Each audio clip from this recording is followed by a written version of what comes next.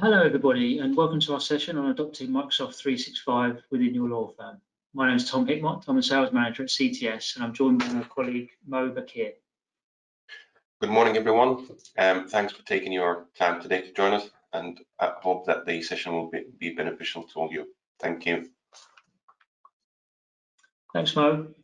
For those of you not familiar, CTS is a specialist in cloud and managed IT services for law firms and we're the leading provider to the sector. Today's webinar is focused around how best to implement Microsoft 365, developing a strategy in a way that enables you to get the most from the platform, encouraging user adoption and ensuring that the software is embedded in your way of working, whilst ensuring a solid data protection and security strategy. If you've got any questions during the session, please drop them into the chat and we'll pick them up at the end. I'll now hand over to Mo so he can run through the presentation. Over to you, Mo. Thanks, Tom. Thanks everybody for joining. Today we're going to be talking about features and capabilities and technology tools that are available within the Microsoft 365/Office 365 suites. Some of you might already have subscription to one or more of these plans and wanted to provide some of the tools that are included in the Microsoft and Office 365 plans that could help law firms make benefits around productivity, security, and data protection. Some of you might have specific tools already or systems within the firm that deliver specific functions that overlaps with some of what we're going to cover, but hopefully some of these tools within the Office 365 will be of benefit around these three angles: productivity, security and governance, and data protection. So we will start with productivity and collaboration, then we'll cover security and governance, and then focus on data protection. We're seeing a wider trend at the moment in the market as law firms aim to become more profitable, eliminating manual tasks, reducing support staff, and encouraging lawyers to use technology to become more self-sufficient. That's been accelerated by what's happened this year around COVID, remote working, and trying to drive efficiency and profitability. And with many firms working from home, the ability to collaborate remotely with colleagues and clients is vitally important in order to deliver better service for clients. And Office 365, Microsoft 365, provides many opportunities for law firms to utilize that technology to do and improve across productivity, security, and data protection. With regards to productivity and collaboration, one of the key elements that unlocks and facilitates a lot of the capability within the Office 365, Microsoft 365 platform is to tap into OneDrive and SharePoint Online to store data. So that includes migration of what you would normally save in your network file shares and user home drives and so on into OneDrive and SharePoint. What that does is it taps the rest of the Office 365 product portfolio into that data, which feeds into a lot of the capabilities and tools that we're going to cover. One of the key things that we will talk about in terms of productivity and collaboration is around automation. There are easy to use and set of tools that are included in Office 365 and Microsoft 365 that can really help law firms create some level of automation for repeatable tasks that potentially uses quite a bit of time from users' perspective. And if they have a way to automate those tasks, they can focus on value add information. This is mainly delivered by a part of the Microsoft 365, Office 365 portfolio, which is Microsoft Power Automate. Power Automate, which is a platform that Microsoft designed, is key to delivering automation without requiring an investment in or skills in development or coding. It has thousands of built-in templates and application connectors ready-made templates with several examples that could be used to drive that automation around business processes, collaboration between users and clients externally. As an example, you can create a workflow that for a particular client engagement, you can create a group for a team that works on that engagement. You can create a Microsoft Teams channel automatically for that team, a SharePoint site for document storage for that team, all within workflow automation. Another example could be a reminder or notifications when certain triggers happen, such as receiving certain type of emails that could generate a push notification or automate an action on the back of that, or take all attachments in emails, for example, and store them into a specific location that you configure. A lot of this is readily available and could be easily used to drive that level of productivity using automation.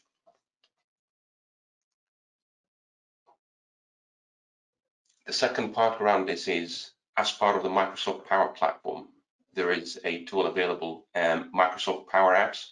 Microsoft Power Apps, again, does not require any level of coding or development skills, and is an easy way to create rich graphical applications using traditional data sets like Excel documents and Word documents to present the users with a mobile-friendly and a web-based set of applications that they can use for day-to-day purposes around the business processes. Again, there are several templates and examples of such applications available within the Microsoft Power Apps platform. No, it's Tom here. Can I just ask, because we hear a lot with our legal firm clients at the moment talking about RPA, robotic process automation. How could this fit into a wider strategy for a firm looking to automate more within their firm? Right. Okay. So the Microsoft Power Automate platform, it has two layers to it. The first one, which is the out-of-the-box templates, and like I explained, there are hundreds and thousands of these online that drive easy to use, easy to adopt automation workflows that law firms can tap into and use as they are. But it also have the ability for organizations to create their own workflows and add further customizations into automation of processes within those workflows. That will require additional dedicated skills to do so, but it taps into AI and the bigger, wider Microsoft platform to deliver that next level of robotic process automation. Brilliant. Thanks, Mike. The second part around productivity is around collaboration. So one of the tools that is available within the Office 365 and Microsoft, most of the Microsoft and Office 365 plans, is Microsoft Planner.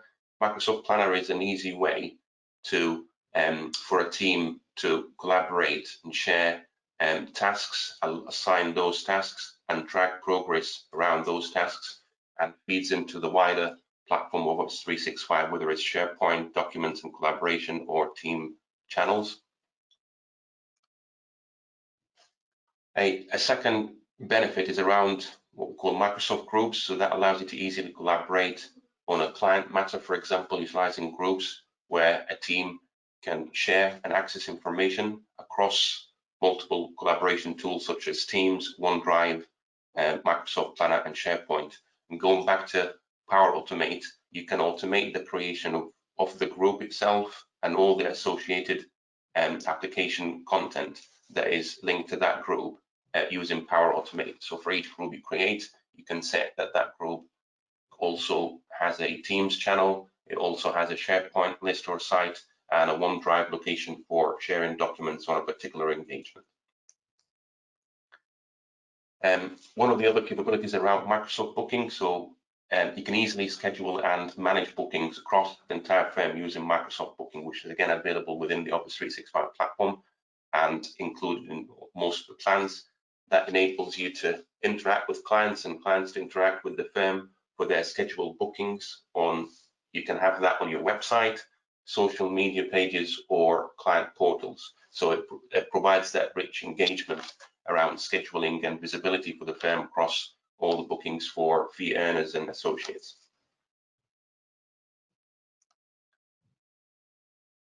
And then from a user perspective, specific to our users, there is My Analytics, which is a really powerful tool that helps users gain an insight into their day-to-day productivity and what they're spending time on the most, and allowing them to use that information to make insightful decisions around areas of focus, or they might change the focus into working more on something and less on something else, but it delivers really specific to the user based on their usage and patterns, analytics around that.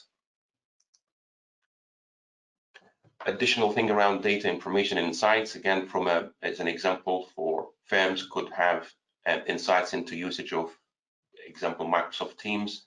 The business can get metrics around usage across all users with statistics like how many meetings, who is most active on what channels, posts, team calls or video conversations, and so on. And some of those metrics could be used for decision makings or improvements within the firm.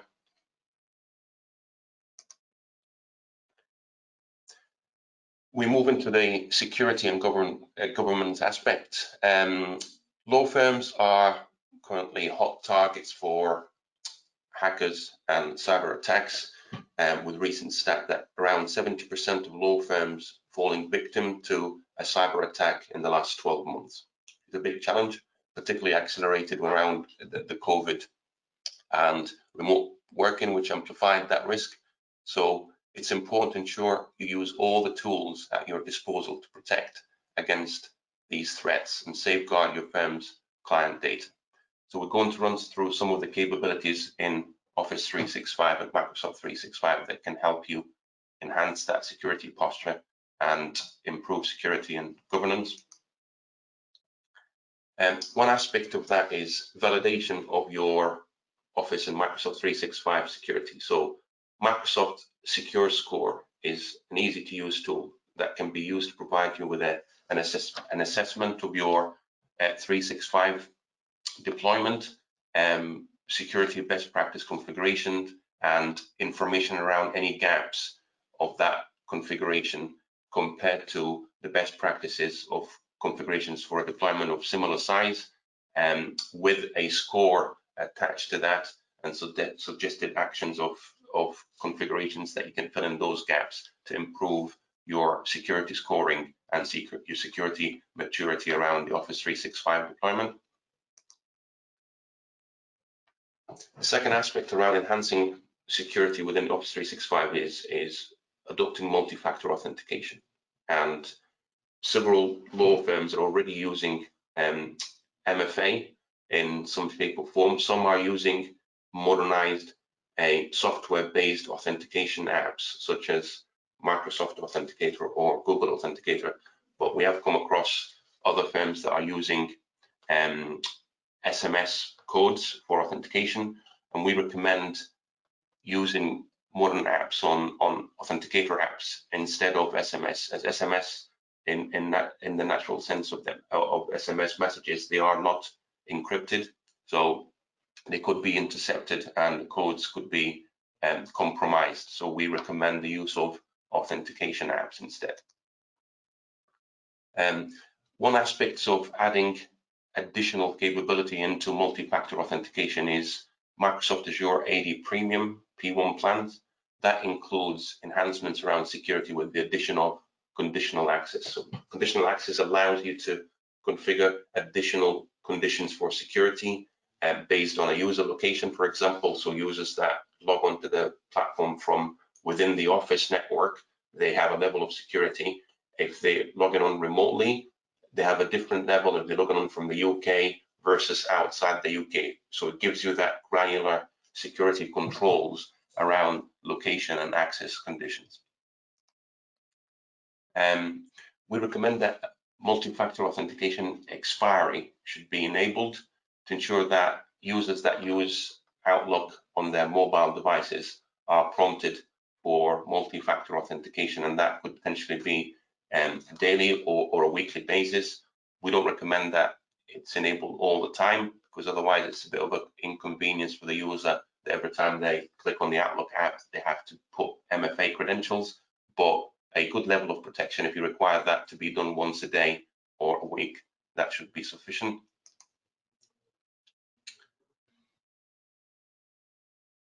The next element around the security and governance is advanced threat protection. And depending on the plans that you have, is what elements of advanced threat protection that are available to you. Office 365 has the capability around advanced threat protection for emails, email filtering, spam filtering, anti-spoofing, and protection of OneDrive, SharePoint, and Microsoft Teams against malware and viruses. And again, that's included in the majority of the business plans. Then we have Azure Advanced Threat Protection, which is specifically focused around endpoint threat detection, which flags suspicious activities on your endpoint or the wider network and creates triggers and alerts around that. And the third type of advanced threat protection is what is known as Windows Defender Advanced Threat Protection, which is Azure Advanced Threat Protection for detection, in addition to a next-gen endpoint protection antivirus through Windows Defender, working hand in hand to enhance that security around the end user, and also combined with Office 365 ATP, your emails, your data, and your applications that you use within the Office 365 platform. And there are several configuration tweaks that could be applied and policies that could be configured to give you that customized security configuration specific to your organization.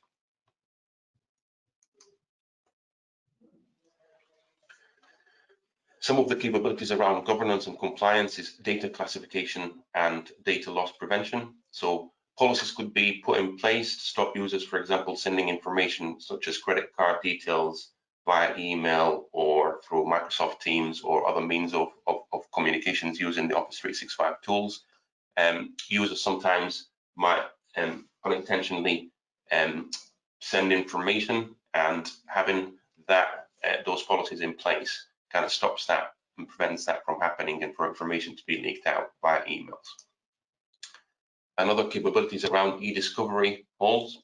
E-discovery holes can be put in place to search and protect content related to a legal case or a matter across the different containers within the Office 365 platform. So across emails, information and data in OneDrive, or SharePoint and Teams. Mo, can I just ask, how does e-discovery work? And is it something that's included by default with Office 365? So there are three levels to e-discovery, and depending on the plan that you have as to what level that is. So there is e-discovery content search, which allows you to search content across your Office 365 set of applications and data repositories. There is e-discovery core, which provides you with additional layer where you can assign users within the firms to become members of an e-discovery manager role. So they have access to search and e-discover content across a particular set of information or related to a particular case and handling that. And there is advanced e-discovery, which comes with Microsoft and Office 365 E5 plans that add additional capabilities around the granularity of those searches. Right, thanks, Mo. Within the Office 365 E5 plan, you can have data classification, which is the ability to control access to information. So categorizing documents, information with flags and categories allows you to create policies around data classification and controls, and assign classifications to documents, so you have control about what's visible and what could be accessed externally versus only internal.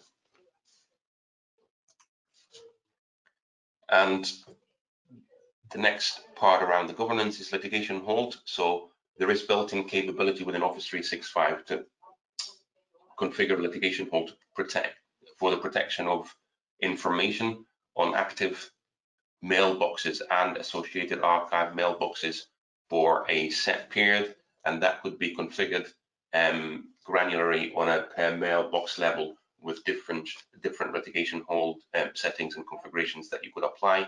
And again, that's available within several of the Microsoft Office 365 plans. The third aspect around the use and capabilities of Microsoft Office 365 is around data protection. It is critical for law firms to be able to recover lost data, which can occur for many reasons, including cyber threats and more often simple user errors, accidental deletions from user side. And even with a SaaS-based platform such as Microsoft 365, it's the firm's responsibility and its IT's responsibility to ensure that data is backed up and can be restored if required. And that's really around availability versus protection. So when you subscribe to Office 365, Microsoft invested heavily in the Office 365 platform and have built-in resiliency across the Microsoft wider data centers and regions and so on to ensure a certain service level around the availability of the Office 365 platform. But availability is one thing, and having that data protection for compliance, for requirements for recovery of information is something else that Microsoft don't deliver automatically as part of the Office 365 product suite. And firms and their IT in-house or IT providers need to look at that additional layer of data protection and retention. And there are several primary reasons for ensuring really that data protection through backup with Office 365 or Microsoft 365. And one of the key things is around accidental deletion. That's something that happens. Users could be deleting documents or emails accidentally, and sometimes they don't discover that until later on, maybe days or weeks later, when they try to reach back into a particular email and that's been deleted. Normally Microsoft Exchange Online will hold deleted items for a specific set period, and after that those items will be purged. Having data protection, having regular backups could be the way to restore that information that's been deleted accidentally. Then we've got retention policy gaps. So there is the ability within Office 365 to configure data retention and email retention policies, but through these configurations, there could be gaps in the coverage around that retention, and having a backup in place is the next port of call to restore data and recover data. As we discussed around the security aspect, two other reasons around internal security threats or external security threats, be it a malicious activity internally within the law firm for one or more reasons, or externally through cyber threats. Having that data protection, having that backup is a safe net for law firms. Legal and compliance requirements. Each law firm will need to comply with certain set of legal and governance requirements, and data protection, data backup and retention of that backup is a core part of that requirement. And lastly is around managing hybrid email deployments and migrations to Office 365. Traditionally, when law firms had Microsoft Exchange, which would run within their environment, whether it's on-premise or in the cloud somewhere, that you would have backup of that Exchange environment, mailboxes, and that's retained. Then as you transition to Office 365, you could fully transition everything to Office 365, or you can have a hybrid deployment model where some of the mailboxes could be still within an on-premise Exchange deployment, and the rest of the mailboxes are within 365, and you need to ensure data protection backup across both platforms. And with regards to backup of your Microsoft or Office 365 information, that doesn't just cover email, but it covers any information that you have in SharePoint, Microsoft Teams, or OneDrive. So you have the ability to restore information, to recover information across multiple aspects of Office 365 and data that you add into that platform. And that's the end of the presentation. So I'm happy to take any questions from anyone.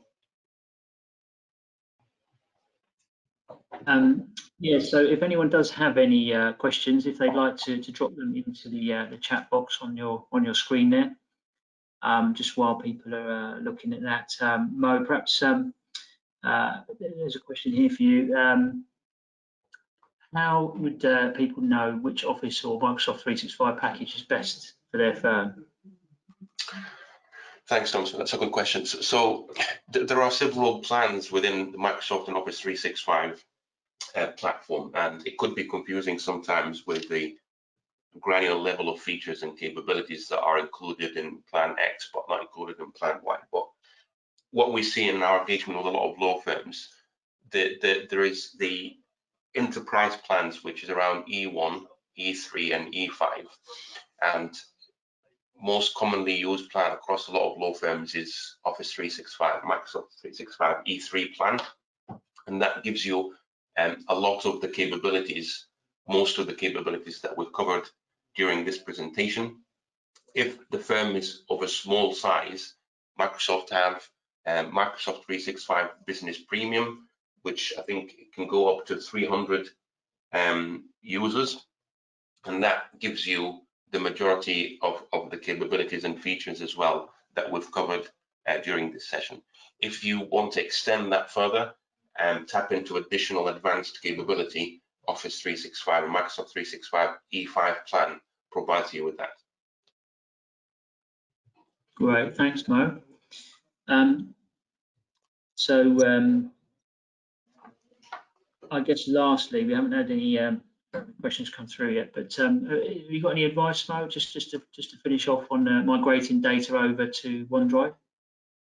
Yes, so that could be a challenge and a question around. Traditionally, firms would be storing the data mainly in document management systems, but also there will be a lot of flat data documents, Word, Excel, etc., that are saved within traditional Windows network drives, whether it's for users' home drives or company shares, etc. And there are tools available that could help structure that migration from the traditional Windows shares into Microsoft OneDrive within your OneDrive tenancy, and give you the ability to configure policies and access and quotas, etc., around the OneDrive piece, and helps with that transition and migration of data. There's also similar tools available that would migrate a SharePoint implementation that law firm might have on premise into SharePoint Online to make it easy transition into the online platform. Brilliant, thank you very much for that, Mo. Yeah, so that appears to be all of the questions at this stage. But if anything does occur to anybody that's listening afterwards, feel free to pick things up with your account manager or via the website and keep in touch that way. And lastly, thanks very much, Mo, for going through that, and thank you everybody for joining. We hope you enjoyed the session and enjoy the rest of your day, everybody. Thank you very much. Thanks, everyone. Thank you.